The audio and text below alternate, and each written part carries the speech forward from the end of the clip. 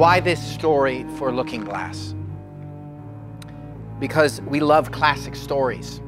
We love stories that are epic in scale and expansive in scope. We love stories that are impossible to stage. Stories that demand our audiences engage their imaginations.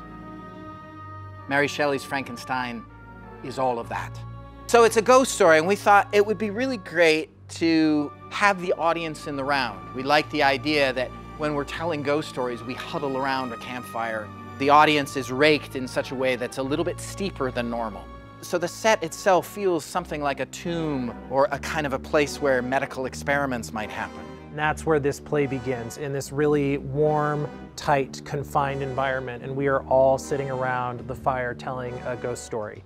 And so in this sort of layers of storytelling that we've talked about, we have the villa, but then we have the overarching story framework of the Arctic, and Victor recounting his entire story of what has happened with the creature. And so much of lighting in this environment is about helping to tie that narrative cleanly through. I keep telling people that I'm doing rigging design for Frankenstein, and they're like, Frankenstein? What?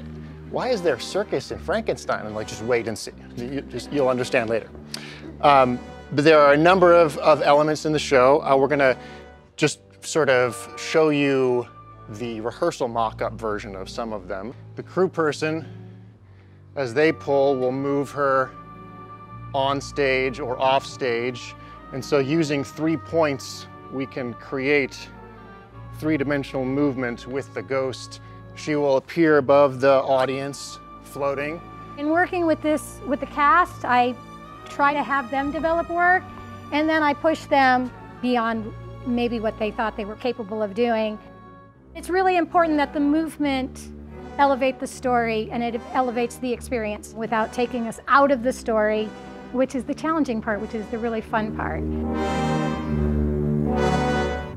I think something that is really important in this show is like this idea of both like the strength and fortitude of the body, and especially in communication with circus, and like how we can celebrate that strength, and then also the vulnerability of the body when it's exposed. There's a lot of using and reusing pieces, but in different configurations to tell different stories, which is practical, but I also love that concept that we can kind of re-envision things by seeing them in a different order.